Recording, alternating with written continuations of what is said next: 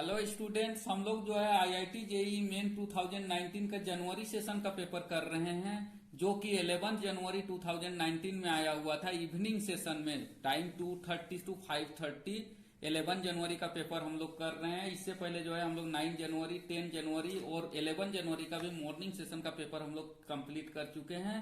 तो अब जो है हम लोग 11 जनवरी का पेपर इवनिंग सेशन का करते हुए जो है हम लोग उसका 1 to 10 जो है प्रीवियस लेक्चर में कर चुके हैं। अब जो है हम लोग क्वेश्चन नंबर 11 से इसको स्टार्ट करते हैं। तो क्वेश्चन नंबर 11 दिया गया है। 11 number question, A pendulum is executing SHM and its maximum kinetic energy is K1।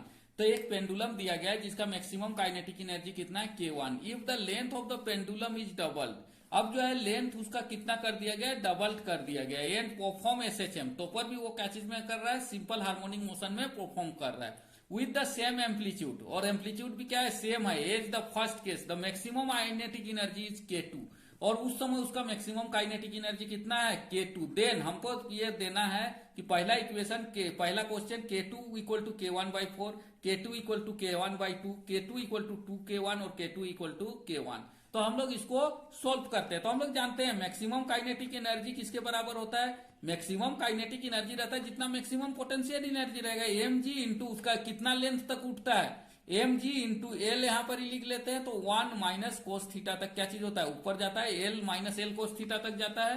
तो क्या चीज हो जाएगा, mgl into 1 minus cos theta.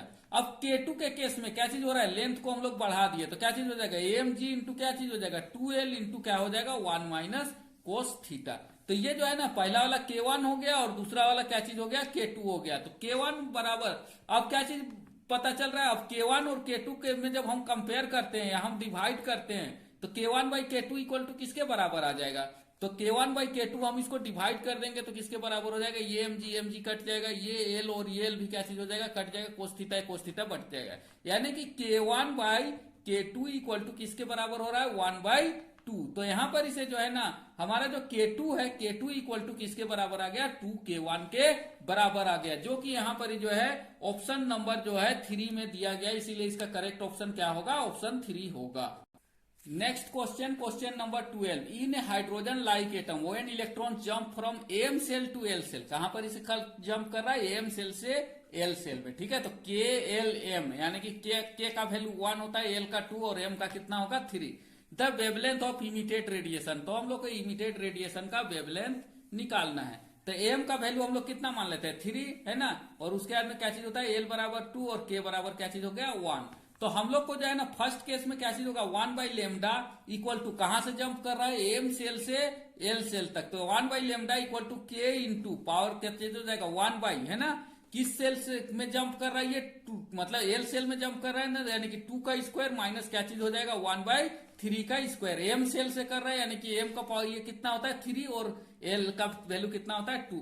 तो जब हम इसको कैलकुलेट करेंगे K इंटू है ना, क्या चीज हो जाएगा, ये 3 का पावर 9, ये कितना हो जाएगा 9 माइनस 4 बाई इसको मल्टीप्लाई कर देंगे तो कितना हो जाएगा, 9 4 जा 36 इक्वल टू किसके बराबर आ गया मेरा, 5K/36। ये जो है ना फर्स्ट केस में लेमडा आ गया। अब जो है ना सेकेंड केस में 1/λ' निकालते हैं। ये जो है ना कहां से कहां तक जंप कर रहा है, M सेल से सीधा K सेल में जंप कर रहा है, M सेल से सॉरी N सेल से जो है K इसका ये जो है N सेल से किस सेल में जंप कर रहा है, L सेल में जंप कर रहा है। तो इस समय हमको जो है कितना निकालना है, 1/λ', तो वो किसके बराबर हो जाएगा, K इंटू है ना 1/2 पे पावर 2 माइनस क्या चीज हो जाएगा, 1/4 पे पावर 2।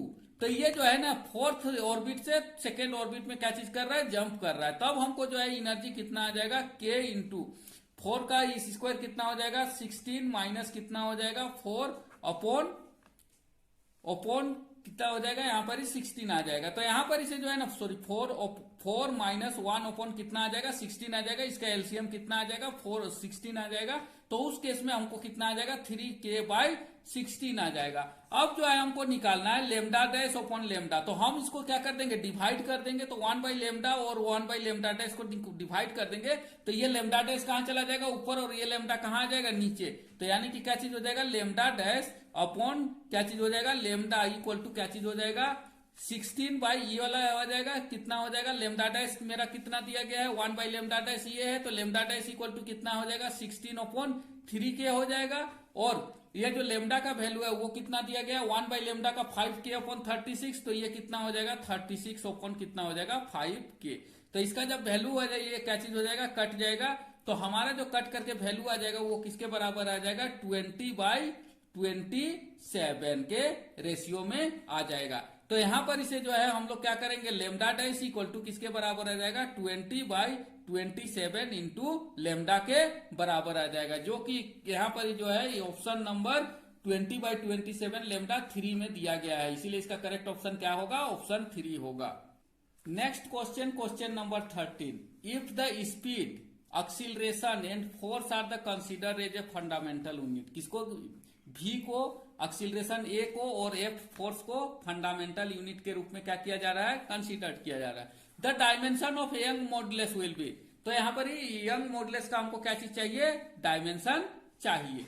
तो हमको जो है ना यंग मॉडुलस का डायमेंशन निकालने के लिए हम क्या करेंगे, यंग मॉडुलस बराबर क्या चीज होता है एफ बाई ए, यानी कि स्ट्रेस बाई स्ट्रेन होता है, तो स्ट्रेस का क्या होता है एफ बाई ए, और स्ट्रेन का क्या चीज होता है डेल्टा एल अपॉन एल।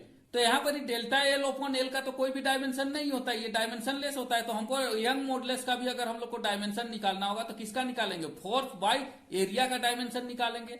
देखिए यहाँ पर जो है ना फोर्स का तो हमको डायमेंशन दिया गया है एफ, यहाँ पर फोर्स को हम लोग किस रूप में लिखते हैं, एफ के रूप में लिखते हैं, यानी कि हमको इसको कुछ नहीं करना है। तो हमको केवल किसके रूप में करना है, जो है ना फोर्स को are the considered as the fundamental unit, हमको केवल किसका करना है, एरिया का। एरिया का डायमेंशन क्या होता है एल स्क्वायर, तो एल स्क्वायर का केवल हमको क्या करना है, डायमेंशन को निकाल करके यहाँ पर पुट कर देंगे तो हमारा वैल्यू आ जाएगा।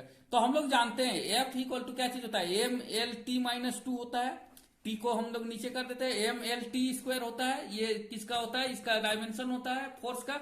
तो यहां पर इसे जो है ना हमको एल का डायमेंशन क्या मिलेगा, एल इक्वल टू मिल जाएगा, इस L equal to F T square upon क्या मिल जाएगा, एम मिल जाएगा, ये एल का स्क्वायर एल बराबर हो गया।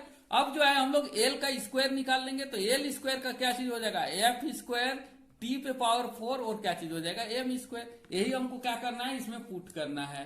तो अब हम लोग जो है ना यहाँ पर ही जो है इसको और थोड़ा सा कर लेते हैं, तो ये क्या चीज हो जाएगा, टाइम को हम लोग निकाल लेंगे, तो F square by M square, और टाइम को क्या लिख सकते हैं, वेलोसिटी बाई एक्सीलरेशन लिख सकते हैं, क्योंकि वेलोसिटी का क्या होता है मीटर पर सेकेंड होता है और एक्सीलरेशन का क्या होता है मीटर पर सेकेंड स्क्वायर होता है। जब इसको डिवाइड करेंगे तो टाइम क्या चीज आ जाएगा, ये जो है केवल सेकेंड बच जाएगा। तो यानी कि हम क्या चीज लिख सकते हैं, वेलोसिटी बाई एक्सीलरेशन को हम लोग क्या कर सकते हैं, लिख सकते हैं यहाँ पर एक्सीलरेशन ए, और इस पे पावर कितना हो जाएगा 4। वेलोसिटी बाई एक्सीलरेशन भी क्या चीज हो जाएगा, टाइम के बराबर आ जाएगा, सेकेंड के बराबर, जो कि इसके बराबर आ जाएगा। तो यानी कि हम एल स्क्वायर का डायमेंशन जो है हम लोग क्या लिख सकते हैं, F square upon M square, और उसके बाद में क्या लिख सकते हैं, वी पे पावर 4 अपॉन ए पे पावर 4, ये हम लोग क्या कर सकते हैं, लिख सकते हैं। अब जो है हम लोग इसको इजीली यंग मॉडुलस का हम लोग क्या कर सकते हैं, ये कर सकते हैं। तो हम लोग को जो है ना वाई का है ना यंग मॉडुलस का क्या चीज होता है, एफ अपॉन ए।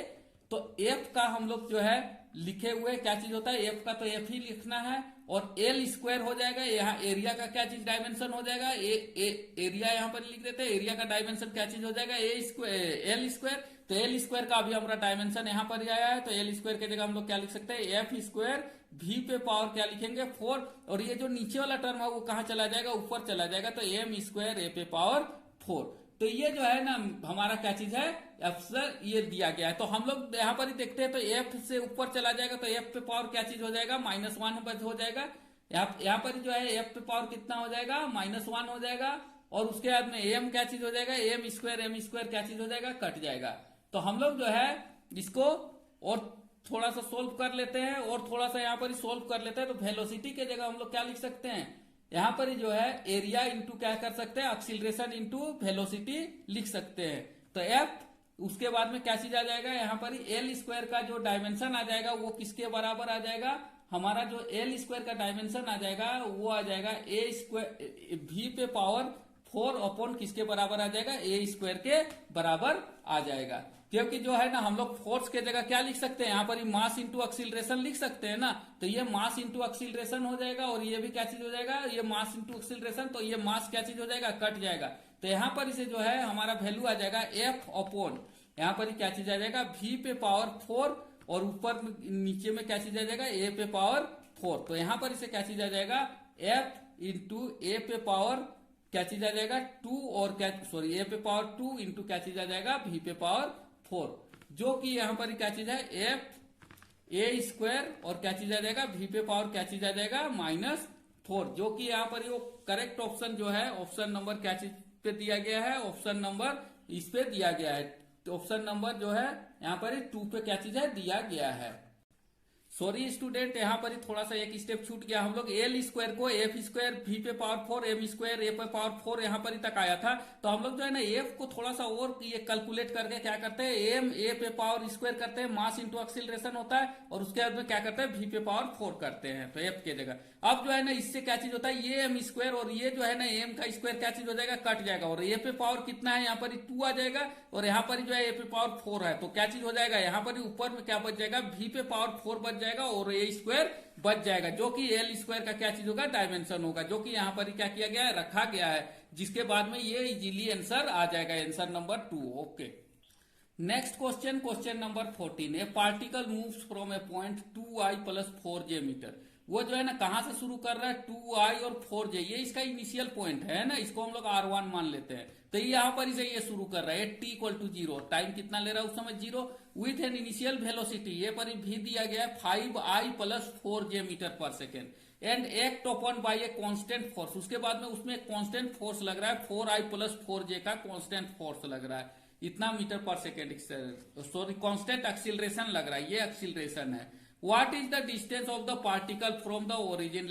Time 2 = 2 second. तो टाइम 2 सेकेंड के बाद में उसका उस पार्टिकल का जो वेलोसिटी है वो कितना होगा। तो देखिए वो जो पार्टिकल का इनिशियल पॉइंट है ना, इनिशियल पॉइंट हमको दिया गया है कितना है, 2i प्लस कितना दिया गया है 4j, ये जो है उसका इनिशियल पॉइंट है। अब जो है इस पॉइंट से वो शुरू करता है, तो अब जो है मान लिया जाए कि वो डिस्टेंस s ट्रेवल कर रहा है, तो एस डिस्टेंस ट्रेवल कर रहा है तो किस तरह जाएगा, ut + ½ g at स्क्वायर के फॉर्मूला से हम लोग यूज करते हैं।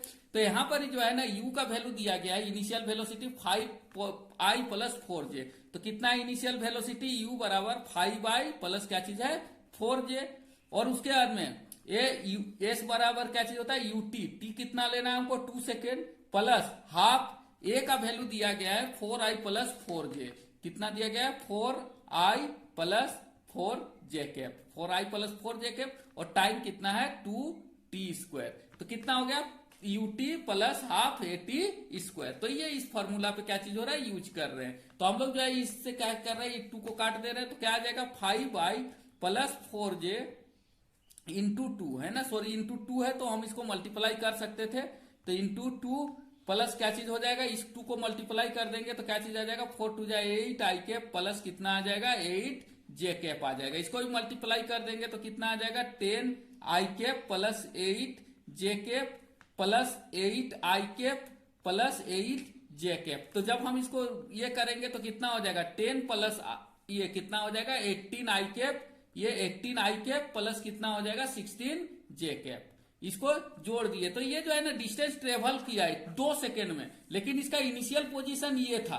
तो अब जो है हमको इनिशियल पोजीशन को क्या कर देंगे, जोड़ देंगे, तो टोटल डिस्टेंस उसका जो पोजीशन आ जाएगा, टोटल पोजीशन क्या आ जाएगा, पोजीशन इक्वल टू क्या चीज आ जाएगा r1 है ना, इनिशियल स्टेज प्लस क्या चीज हो जाएगा वो जो डिस्टेंस ट्रेवल किया है यानी कि r2 या जो भी ये करते हैं, तो क्या चीज हो जाएगा r1 हमको दिया गया है, यहाँ पर कितना से शुरू किया था 2i कैप प्लस कितना से शुरू किया था 4j कैप प्लस कितना हो जाएगा 18i कैप, वो डिस्टेंस ट्रेवल किया है उस एक्सीलरेशन के चलते, प्लस 16j कैप। तो जब हम इसको जोड़ देंगे तो कितना आ जाएगा 20i कैप प्लस कितना आ जाएगा 20j कैप। तो हम जो है इसका मैग्नीट्यूड निकालेंगे, तो मैग्नीट्यूड ऑफ r कितना हो जाएगा √20 का स्क्वायर प्लस क्या चीज हो जाएगा 20 का स्क्वायर इक्वल टू किसका आ जाएगा √2 इंटू कितना आ जाएगा 20।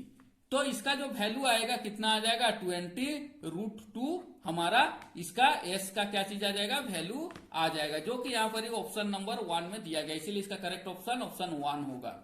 Next question, question number 15। A monochromatic light is incident in a certain angle on the equilateral triangle prism. एक मोनोक्रोमेटिक लाइट है जो कि इंसिडेंट कर रहा है एक इक्विलेटरल ट्रायंगल वाला प्रिज्म पे, सफर्ड मिनिमम डेविएशन, और उसका डेविएशन कैसा होता है minimum deviation. If the refractive index of the material of the prism is √3, उसका रिफ्रैक्टिव इंडेक्स कितना है √3, देन एंगल ऑफ इंसिडेंस, हमको आई का वैल्यू निकालना है, एंगल ऑफ इंसिडेंस। यहां पर क्या चीज दिया गया है, R1 = R2, और ये किसके बराबर होता है, A/2 के बराबर होता है। क्यों R1 = R2 ले रहे हैं, क्योंकि जब मिनिमम डेविएशन होता है तो एक कंडीशन होता है कि R1 रिफ्लेक्टिव, R1 = किसके बराबर होता है, R2 के बराबर होता है, जो कि एंगल इसके A/2 के बराबर होता है। तो ए जो होता है इक्विलेटरल ट्रायंगल का कितना होता है 60, तो 60/2 = किसके बराबर हो जाएगा, 30 के बराबर हो जाएगा। तो ये एंगल जो बनेगा वो किसके बराबर बनेगा, रिफ्रैक्टिव इंडेक्स, यानी कि R1 और R2 किसके बराबर बनेगा, 30 डिग्री एंगल के बराबर बनेगा। अब जो है हम लोग स्नेल्स लॉ से यूज करते हैं ना, स्नेल्स लॉ यूज करते हैं। स्नेल्स लॉ क्या चीज है, μ1 इंटू क्या चीज रहता है, साइन I = क्या चीज होता है, μ2 इंटू साइन R, इसके बराबर होता है। तो हम जो है μ1 कितना है 1 माने हैं, और साइन I हमको क्या चीज है निकालना है, साइन I निकालना है, = μ2 हमको पता है √3, और साइन R अभी आया हमारा कितना आ गया, साइन 30 डिग्री।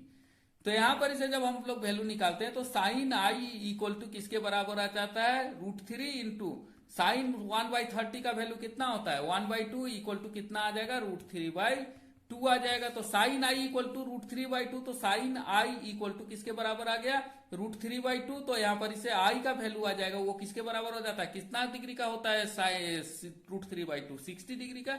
तो एंगल ऑफ इंसिडेंस कितना हो जाएगा, 60 डिग्री हो जाएगा, जो कि यहां पर ऑप्शन नंबर 4 में दिया गया है।